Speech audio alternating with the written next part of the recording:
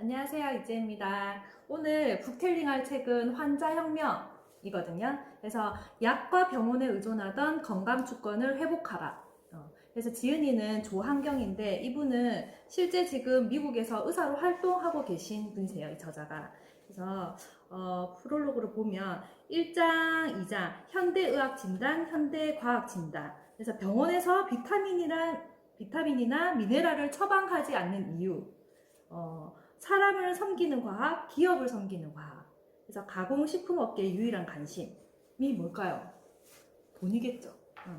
그리고 현대 사회에 대한 어떤 의료보험이나 건강보험에 대한 어떤 지금 현실, 실태 이런 거에 대한 내용이 나와 있고, 4장은 이제 우리가 건강을 결정짓는 요소에 대한 내용들이 나와 있어요. 그래서 우리가 먹어야 하는 어떤 영양적인 부분, 그리고 신경 써야 하는 면역, 그리고 수면이 굉장히 중요하다고도 저자가 강조를 하고 있거든요. 어떤 스트레스 부분, 그리고 여러 환경적인 것들. 그리고 이런 것들이 건강을 결정지으나 여기에서 뚫렸을 때 2차 소견, 어떤 당뇨병, 고혈압, 콜레스테롤, 심장마비, 역류소 식도염, 갑상선, 여러 가지 우울증들 요즘 굉장히 많은 형태로 나타나고 있잖아요.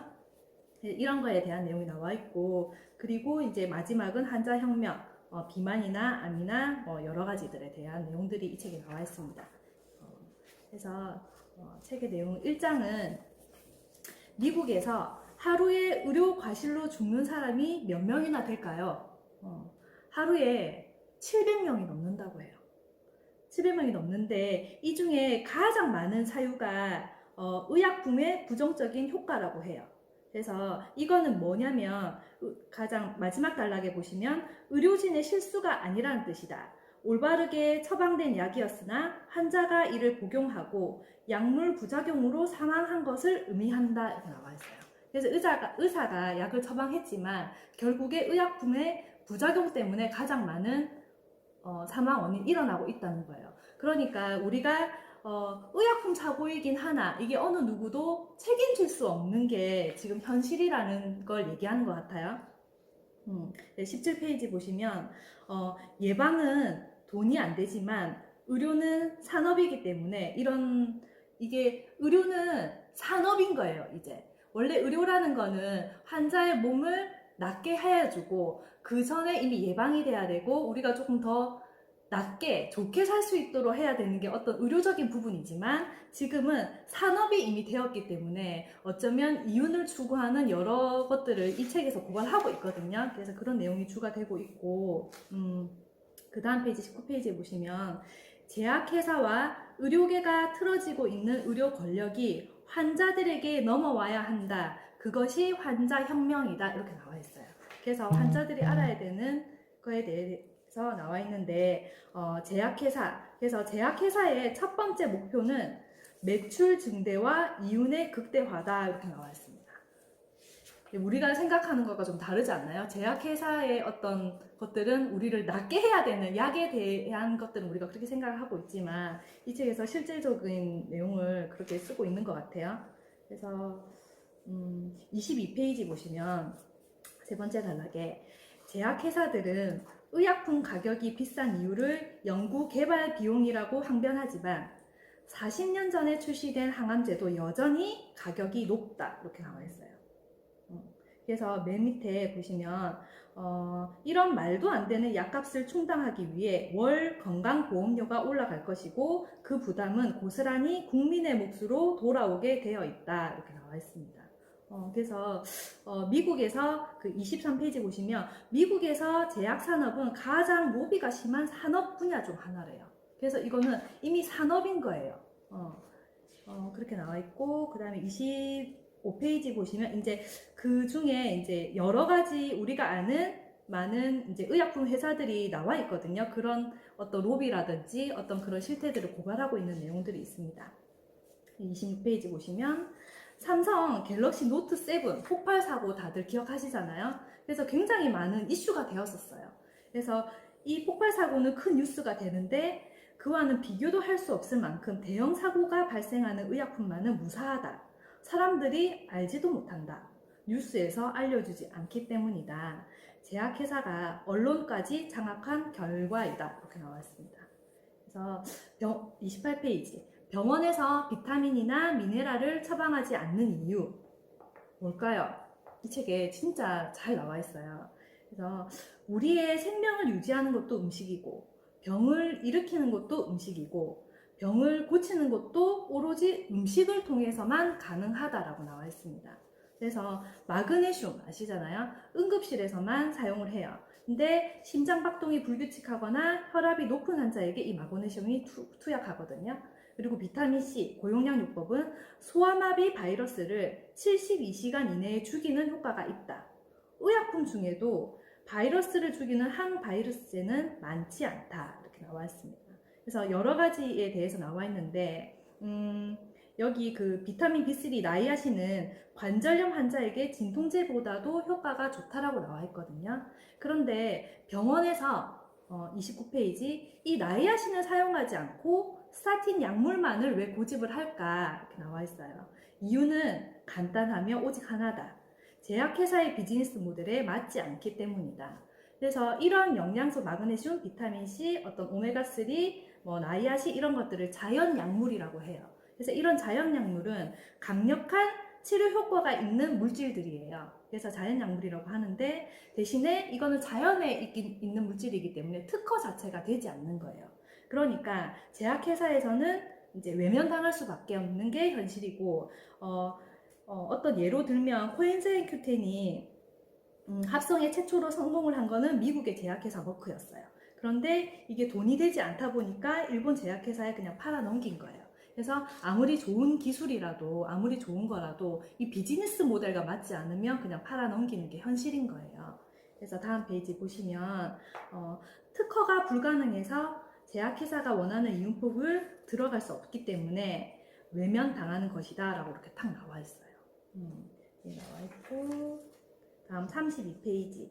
그러면 제약회사는 그렇다 쳐요. 이윤이 남지 않기 때문에. 그런데 두 번째 단락에 보시면 의사들은 왜 약만 고집할까? 이렇게 나와 있거든요. 그럼 의사들을 교육하는 게 제약회사래요. 제약회사다. 그래서 의대를 후원하는 것도 제약회사다.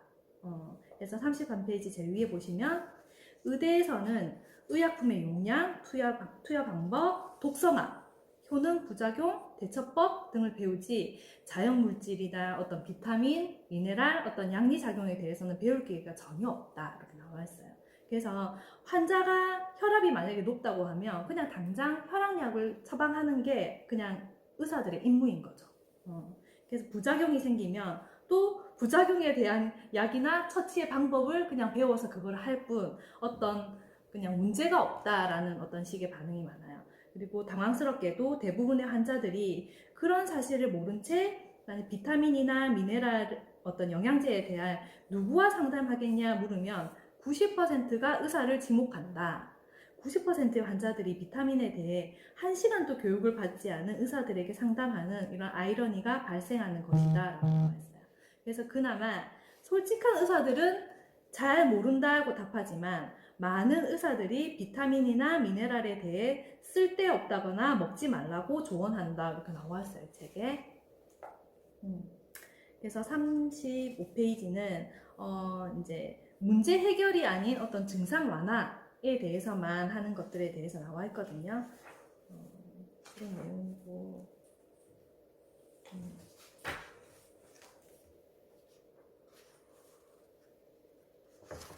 그 다음에 2장 현대 과학에 대한 내용들인데요.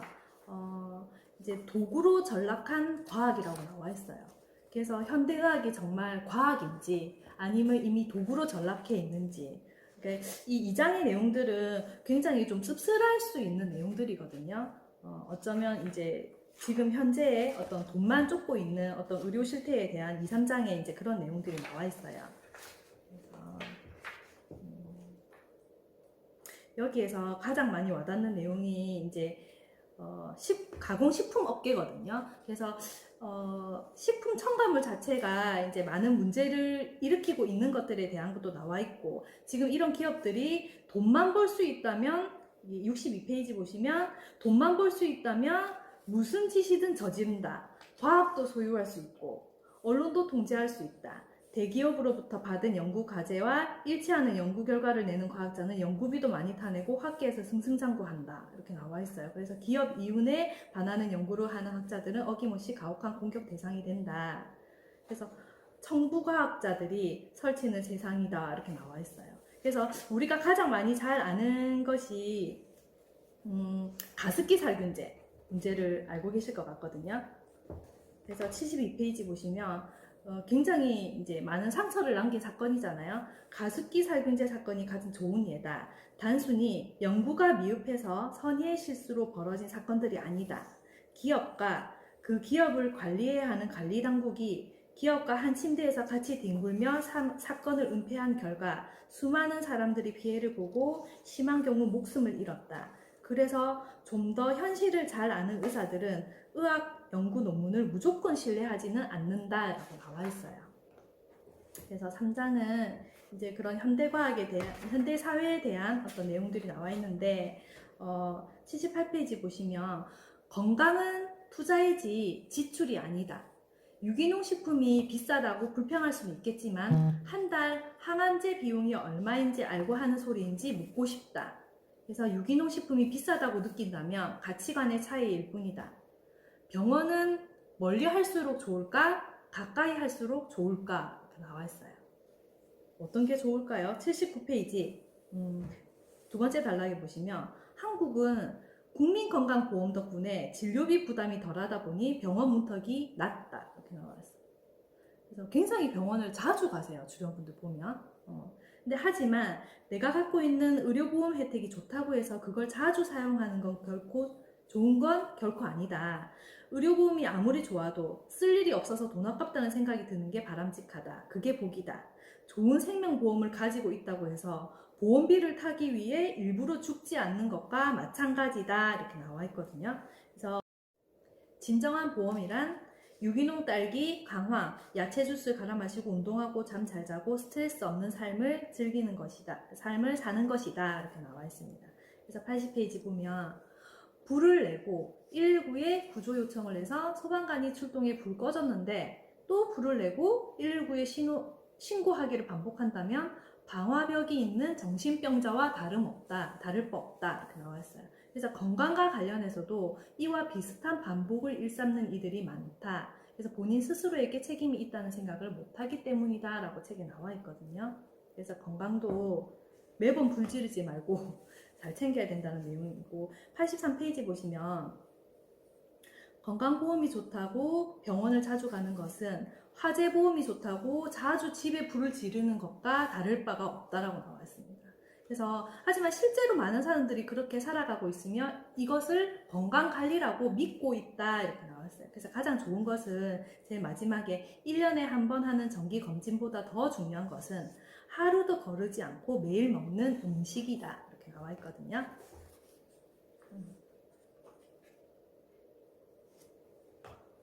그래서 이제 90페이지 보시면 90페이지의 중간쯤에 당뇨 증가율에 관하여 10년 법칙이라는 게 있다. 개발도상국이 개방되어 미국 패스트푸드가 들어가면 10년 내에 당뇨병이 폭증한다는 것이다 이렇게 나와 있어요. 그래서 한국인의 유전자가 바뀌어서 지금 굉장히 흔하죠. 위암, 간암, 폐암, 지금 대장암 발병률이 굉장히 높거든요. 근데 이게 유전자가 바뀌어서일까? 이렇게 나와 있어요. 아니다. 한국인의 식습관이 서구적으로 바뀌었다. 트랜스 지방 섭취가 늘어났고 가공식품과 식품 첨가물 섭취가 현저히 늘어난 것이 원인이다. 가족력과 유전은 다르다 이렇게 나와 있어요. 91페이지 중간쯤 보시면 위에 암을 비롯한 당뇨, 고혈압, 콜레스테롤 등 대부분 성인병은 식습관과 생활습관병, 식원병이라고 해요. 요즘은 식단 조절과 생활 개선만으로도 얼마든지 예방과 치료가 가능하다 이렇게 나와 있어요. 그래서 예방이 중요하잖아요. 저는 그래서 4장은 뭐냐면 이런 것들이 지금 현실인 거예요. 그래서 이런 것들로 건강을 나의 건강을 지키기 위해서 이제 건강의 중요한 요소들에 대한 것들이 나와 있어요. 그 첫 번째가 영양이거든요. 그래서 가공식품이 아닌 진짜 음식을 먹어라 이렇게 나와 있어요. 98페이지 비타민 대 처방약. 그래서 이분이 의사잖아요. 환자들로부터 흔히 듣는 질문이 있어요. 그래서 비타민을 많이 먹어도 괜찮나요? 이렇게 많이 묻는 거예요. 그랬더니 이분은 대부분의 사람들은 비타민과 약이 똑같이 캡슐로 되어 있고 어떤 타블렛 형태이기 때문에 비타민도 약처럼 생각하시는 분들이 많아요. 특히나 연세가 있으신 분들은. 하지만 이분이 얘기하는 거는 의약품과 그런 보충제에는 한 가지 근본적인 차이가 있다라고 얘기를 하고 있어요. 그래서 대부분의 의약품은 차단제 혹은 억제하는 억제제.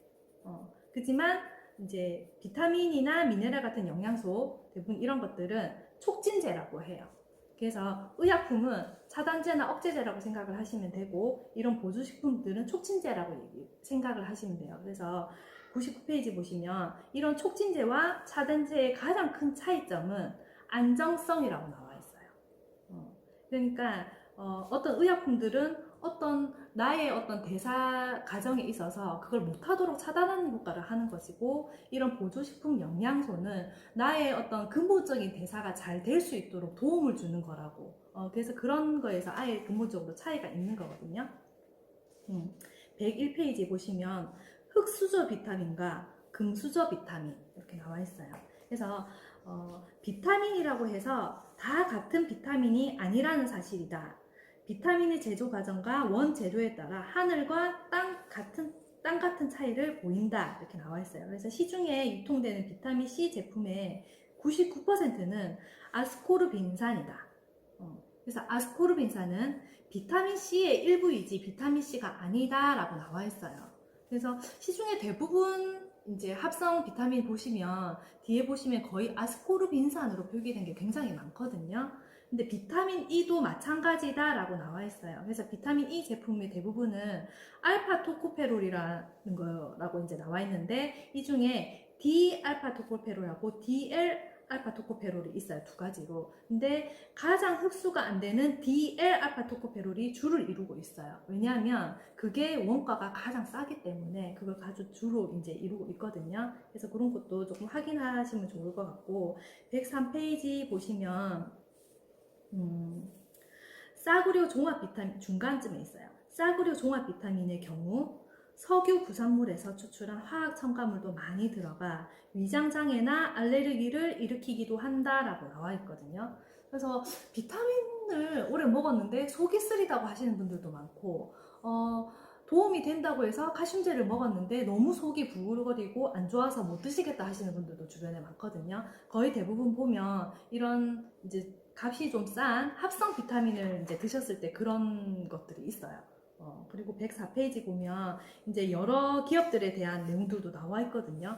GNC, 윌그램, 월마트, 타깃, 이제 여러 대형 할인마트를 통해서도 요즘은 굉장히 많이 구매를 하시잖아요. 그런 데나 아니면 건강보조식품 어떤 전문 업체들. 그런데, 이제 여기가 이제 뭐 때문에 걸렸냐면 여기에 이제 기준보다 어떤 함량이 미달되었던 어떤 문제들, 실제 영양소가 들어있지 않았던 그런 문제들로 인해서 이제 많이 기소가 되었던 그런 사건들이 있었어요. 근데 이제 이게 무슨 차이가 있냐면 건강보조식품이잖아요. 그러니까 여기 마지막 단락에 보시면 타이레놀 500, 타이레놀 많이 아시잖아요. 거기에는 정확하게 아세트아미노펜 500mg이 들어있어요. 그런데 건강보조식품들은 약품이 아니라 식품이기 때문에 이런 의약품처럼 정확하게 그 어떤 용량에 대한 어떤 관리 감독을 받지 않는 거예요. 그러니까 이제 우리가 흔히 아는 이런 의약품들은 의약품의 기준 GMP라는 기준이 있거든요. 그러니까 그 용량이 정확하게 있어야 되는. 그런데 이제 뉴트라이트 제품들이 거의 GMP 기준을 따르고 있죠. 보조식품임에도 불구하고. 그러니까 GMP는 원래 의약품의 기준이거든요. 그래서 이게 굉장히 많이 다르다라는 거를 좀 아셨으면 좋겠고. 그리고 이제 우리가 먹기도 하지만 그 다음 페이지 보시면 이제 107페이지. 이제 깨끗하고 영양가 높은 음식만이 건강을 유지하는 비결이다 이렇게 나와 있어요. 그런데 이제 요즘은 굉장히 이제 만성질환 환자분들이 많잖아요. 특히 만성질환 환자들은 식단부터 바꾸지 않으면 다 소용없다. 당뇨에는 뭐가 좋대, 뭐가 좋대, 이런 거 주변에 굉장히 많죠. 뭐 혈관은 뭐가 좋대, 뭐 관절엔 뭐가 좋대. 그런데 그런 광고에 자꾸 현혹될 필요가 없다. 병이 있으면 체내 독소를 어떻게 빼낼 것인가를 먼저 궁리해야 한다라고 나와 있어요. 그래서 음식을 소화시키고 에너지를 만들어 사용하는 과정에서 화학적 폐기물이 생기는데 이를 몸속에 쌓아두고 있다는 것은 상상만 해도 찝찝하지 않은가라고 나와 있거든요. 그래서 일단 몸에 안 좋은 것도 빼내고 안 좋은 것 먹는 것도 좀 줄이고 일단 안 좋은 것을 먼저 줄인 후에 좋은 영양을 넣는 게 이제 가장 좋은 형태죠. 그리고 두 번째로 이제 키워드가 면역이에요. 면역. 그래서 병균이 아니라 몸의 내부 환경이 문제 이렇게 나와 있거든요. 그래서 면역을 굉장히 이해하기 쉽게 설명을 해놨더라고요. 면역을 간단히 이해하기 위해서는 죽은 시체를 보면 된다 이렇게 나와 있어요. 사람이 죽으면 썩잖아요. 곧바로 부패가 시작된다. 구더기도 생기고 이제 막 이렇게 되잖아요. 그런데 살아 있을 때는 이런 일이 벌어지지 않아요. 똑같은 사람인데. 그래서 이게 뭐 때문이냐면 바로 면역력 때문이다 이렇게 나와 있어요. 그래서 항상 박테리아와 미생물은 어디서 따로 나오는 것이 아니고 늘 우리 곁에 존재한다. 하지만 면역 시스템이 견고하게 지키고 있기 때문에 부패가 일어나지 않는다라고 얘기를 해요. 그래서 이제 요즘은 암도 많고 모든 질환들이 염증에서부터 비롯되잖아요. 근데 이런 미생물과 박테리아가 늘 존재하는데 나의 면역 시스템이 무너지면 그 어느 한 군데가 이렇게 부패된다고 보시면 돼요. 그렇게 부패되었을 때 염증이 생기고 이제 암덩어리가 생겨나는 거거든요. 그러니까 그 모든 것들은 이 면역 관리를 튼튼하게 하면 일어나지 않게 되겠죠. 그래서 그 112페이지 위에 보시면 연초가 되면 학급에 독감이 돌아요. 지금도 굉장히 독감이 많더라고요. 그래서 학급에 독감이 돌아도 모두 다 독감에 걸리지 않는다. 왜 그럴까? 독감 예방주사 덕분은 아니다. 독감 예방주사의 효율이 매년 평균적으로 20%에 지나지 않기 때문이다. 주목해야 할 것은 독감 바이러스가 아니라 아동 개인의 면역력이다. 이렇게 나와 있어요. 그래서 충분한 수면, 운동, 그리고 영양 섭취가 아이들이 이제 잘 이겨낼 수 있는 그런 이제 요인이라고 나와 있습니다. 그리고 113페이지, 암도 마찬가지다. 중간쯤에 있거든요. 암세포는 매일 생기지만 모두 암에 걸리지 않는 이유는 면역 기능이 제대로 작동되기 때문이다. 즉, 체내 환경이 균형을 이루고 있기 때문이다 라고 나와 있습니다. 독감과 어쩌면 같은 원리라고 생각을 하시면 돼요. 그리고 세 번째 키워드는 이제 수면이거든요. 그 어떤 것을 하더라도 우리가 잠자는 동안에 모든 기능을 회복하고 그 사이에 모든 이제 독소를 배출하는 일들을 하기 때문에 충분한 수면이 굉장히 중요하다라고 이제 이 책의 내용들이 나와 있습니다. 그래서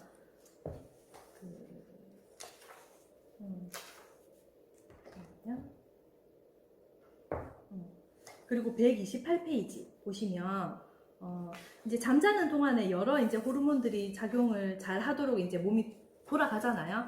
그 세로토닌에 대해서 얘기를 하고 있어요. 그래서 128페이지 중간쯤 보시면 세로토닌은 뇌에서 사용되는 거거든요. 그래서 뇌에서 사용되지만 만들어지는 곳은 소장과 대장이다. 그래서 세로토닌의 95%가 이곳에서 만들어진다. 그래서 이게 행복 호르몬이라고 하거든요. 그래서 장이 건강하지 않으면 행복하기도 잠을 잘 자기도 어려울 수밖에 없다라고 나와 있어요. 그래서 장을 잘 관리하는 게 내가 행복해질 수 있는 거고 잠도 잘 잘 수 있는 거거든요. 그래서 장을 잘 관리하기 위해서는 장에 어쨌든 유해균과 유익균이 같이 자리를 하고 있기 때문에 이제 많은 아까 앞에서 봤듯이 많은 식품 첨가물도 우리가 먹고 이제 많은 스트레스도 받고 이렇게 하기 때문에 유해균 비율이 자꾸 늘어날 수밖에 없어요. 그러니까 거기에 좀 많이 대체할 수 있도록 유익균을 많이 먹어주는, 그래서 이제 우리 유산균을 조금 많이 섭취할 수 있도록, 그리고 면역에도 굉장히 큰 역할을 하기 때문에 지금 같은 시기에는 이제 더 많이 먹어줘야 되겠죠. 그리고 이제 네 번째는 스트레스. 네 번째 키워드는 건강에 이제 해가 될 수 있는 게 많은 스트레스로 이제 하고, 다섯 번째가 환경 오염. 그래서 많은 환경에 대한 얘기들을 하고 있거든요. 그래서 139페이지 보시면 이제 미세먼지가 굉장히 많은 문제가 되고 있어요. 지금 환경적으로. 근데 미세먼지가 문제가 되는 것은 납이나 알루미늄 같은 중금속 때문이다라고 나와 있어요. 이 중금속이 뇌신경을 공격하고 뇌에 염증을 유발한다라고 나와 있습니다. 그래서 미세먼지는 한번 몸에 들어가면 이제 배출이 되지 않거든요. 그래서 이제 항상 실내에 환기 자주 시키면서 공기청정기를 항상 하고, 밖에 이제 미세먼지 심한 날은 항상 마스크 착용하는 게 이제 생활 습관으로 꼭 가지고 계셔야 되고, 그리고 이제 GMO에 대한 것도 이 책에 나와 있어요. 그래서 조금 읽어보시면 좋을 것 같아요. 그리고 MSG라든지 여러 가지 이제 이런 것들이 아이들이 이제 산만할 수밖에 없고 많은 이제 질환들을 일으키는 원인이 될 수 있기 때문에 많은 환경 호르몬이나 이런 것들에 대한 내용들이 나와 있고, 이제 이런 5가지 어떤 키워드를 저희가 공부를 앞에서 읽었잖아요. 근데 이 5가지 키워드를 가지고 내가 잘 관리를 하면 좋지만, 이렇게 하더라도 어떤 것들이 안 될 수 있잖아요. 그렇게 됐을 때 많이 야기될 수 있는 문제점이 이제 그 다음에 2차 소견이라고 5장에 나와 있어요. 그래서 지금 당뇨 천만 시대잖아요. 그래서 지금 한국인 국민 한 4, 5명 중에 1명은 거의 당뇨라고 보시면 돼요. 그래서 첫 번째는 이제 당뇨가 나와 있어요. 이게 뭘 이해하시냐면, 우리가 폐렴 가장 흔하잖아요. 지금 이제 폐렴으로 관한 사망률이 또 굉장히 높거든요, 나이가 들면. 근데 이제 폐렴이 일어나는 원인은 감염 때문에 폐렴이 일어나요. 근데 감염 때문에 이제 폐렴이 일어나니까 그 감염에 대한 치료제로 항생제를 써요. 근데 이 감염으로 인해서 폐렴이 걸리게 되면 열이 나잖아요. 그러면 이 원인으로 인한 증상이죠, 열이 나는 거는. 그러면 그 증상에 대한 치료로 우리가 해열제를 쓴단 말이죠. 그러면 똑같이 원인과 증상으로 나눠봤을 때 당뇨병은 그 원인은 인슐린 저항성이라고 해요. 근데 증상은 혈당이 오르락 내리락 하잖아요. 근데 현대에서 우리가 치료를 받을 때 보통 당뇨는 이 혈당에 대한 어떤 증상 치료만 받고 있어요. 원인에 대한 치료는 폐렴에서 감염이 되었기 때문에 그 감염균에 대한 항생제를 치료받듯이, 당뇨도 인슐린 저항성이 있기 때문에 이 인슐린 저항성에 대한 치료가 돼야 되는데 그거에 대한 치료는 없는 거예요. 근데 그거에 대한 이제 것이 이 책에 나와 있거든요.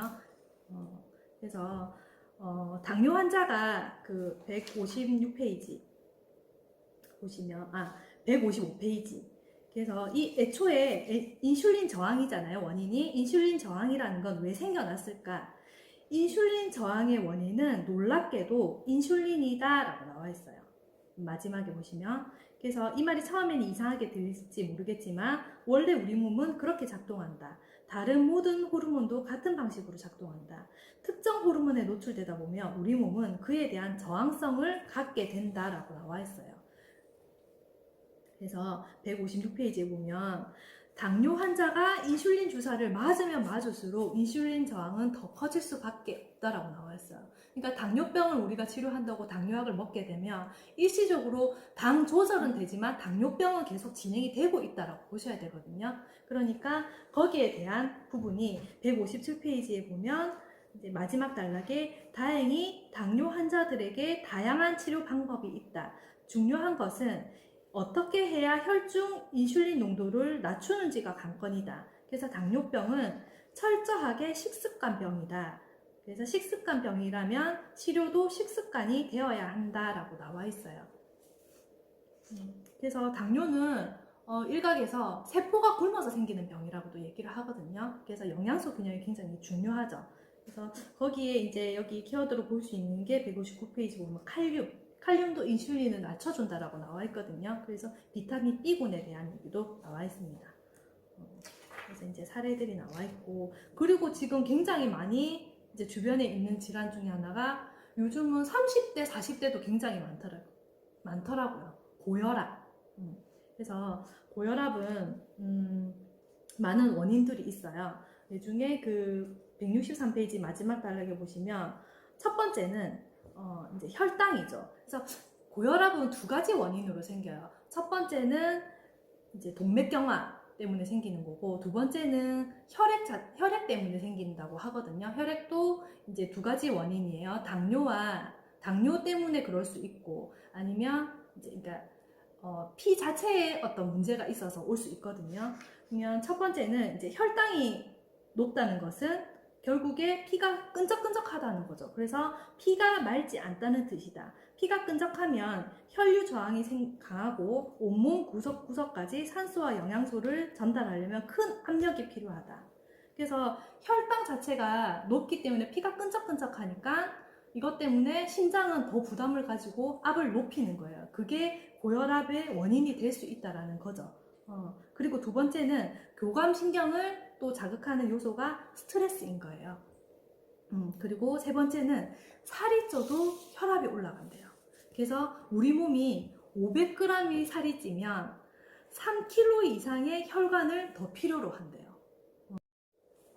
네 번째는 혈관이 탄력을 잃는 것도 문제다라고 나와 있어요. 그래서 혈관은 빨대처럼 이렇게 고든 간이 아니라 이게 혈액이 자꾸 이렇게 통과하도록 도와줘야 되기 때문에 이게 수축과 이완을 이렇게 하게 돼 있어요. 그래서 이게 이제 탄력 있도록 이렇게 돼야 되거든요. 그래서 그때 그게 잃게 되면 이제 혈관이 딱딱해져요. 그러면 이제 많은 안 좋은 기름이 끼거나 하면 혈관이 딱딱해지거나 많은 염증으로 인해서 딱지가 생기거나 그런 여러 가지가 생기게 되면 혈관이 딱딱해지면 이제 이게 안 늘어나다 보니까 심장이 더 부담을 느껴서 더 많은 펌핑을 하다 보면 또 혈압이 올라갈 수 있는 어떤 원인이 되는 거죠. 그래서 165페이지 보시면 우리 마지막 단락쯤에 우리 몸은 허튼 짓을 하지 않는다. 우리 몸이 혈압을 올리는 것은 온몸 구석구석에 피를 보내 산소와 영양소를 공급하겠다는 노력이다. 나이 들어서 혈압이 올라가는 이유는 갈수록 심장이 더욱 강해져 피를 세게 내뿜기 때문이 아니다. 그만큼 피 상태가 안 좋고 혈관이 건강하지 않기 때문이다. 고혈압은 일종의 살겠다는 몸부림이다. 이렇게 나와 있어요. 그래서 보통 혈압이 높아서 병원에 가면 그 원인적인 거는 해결하지 않고 그 혈압을 낮추기 위한 약을 대부분 써요. 근데 내 몸에서는 이렇게 여러 가지 요인으로 피가 끝까지 가지 않기 때문에 이제 보내기 위해서 이 압이 자꾸 올라가는 거거든요. 그러니까 우리가 해야 되는 것들은 이 책에 나와 있는 방법은 그런 거예요. 여기 그 168페이지. 그렇다면 방법은 명확해진다. 동맥경화의 진행을 막아 혈관을 튼튼히 해주면 된다. 그리고 피를 맑게 해주면 된다.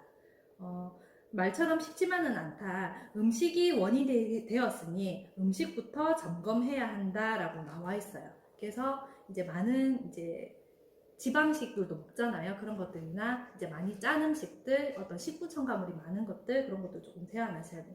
이제 결국에 먹거리, 음식에 이제 답이 있다라는 얘기를 책에서 하고 있거든요.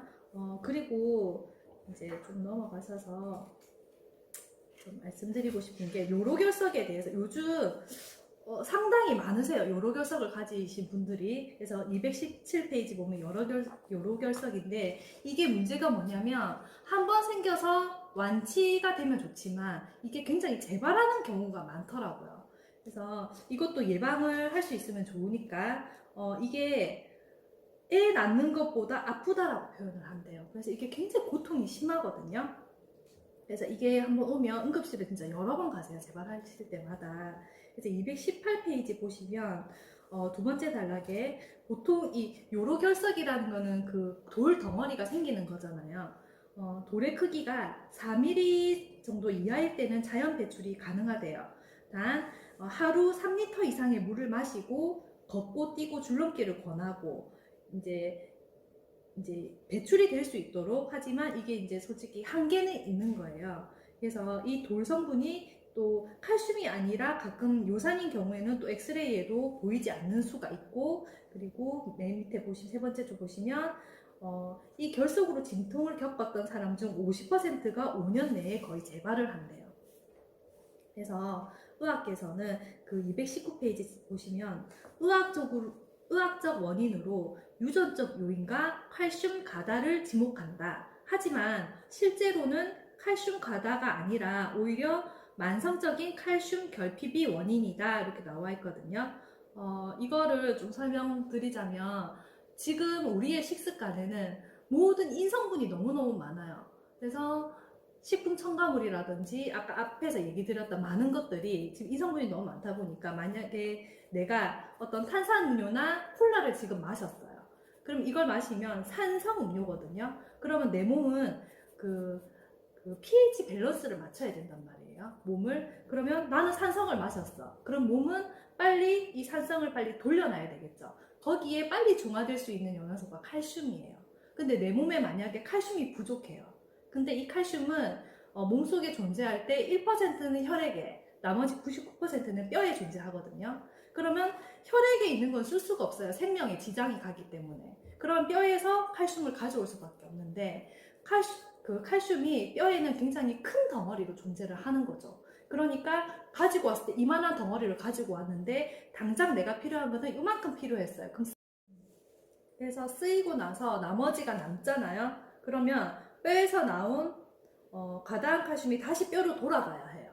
근데 그렇게 돌아가려면 마그네슘, 비타민 D, 비타민 K가 같은 많은 영양소들이 필요한데 이게 부족하게 되면 칼슘은 뼈로 돌아가지도 못하고 혈관을 타서 돌아다니다가 이제 신장의 모세혈관에 걸리니까 그게 돌로 뭉쳐서 신장 요로결석이 되는 경우들이 발생하는 거예요. 그런데 이때 그 220페이지 보시면 두 번째 단락에 이때 병원에 가서 피 검사를 하면 어떻게 나올까? 혈중 칼슘이 엄청 높게 나온다. 그래서 요로결석의 주성분이 칼슘이고 피 검사에서도 칼슘 수치가 높게 나오니 의사는 칼슘제를 먹지 말라고 충고한다라고 나와 있어요. 그래서 대부분 보면 요로결석이셨던 분들이 칼슘제 먹지 말라던데요 이 말씀을 굉장히 많이 하세요. 그래서 요로결석이 맨 밑에 단락에 보시면 요로결석이 50% 이상 재발하는 이유는 돌 생기는 체질이 따로 있어서가 아니라 칼슘 부족과 산성 음식을 즐겨 먹는 식습관이 바뀌지 않았기 때문이다. 그래서 221페이지 마지막 단락 보시면 무엇보다 칼슘 섭취를 늘려주면 손쉽게 요로결석을 배출할 수 있다라고 나와 있습니다. 오늘 이 환자연방 부텔링은 여기까지 하고요. 나머지 내용도 꼼꼼하게 더 읽어보시면 많이 도움될 거라 생각됩니다. 감사합니다.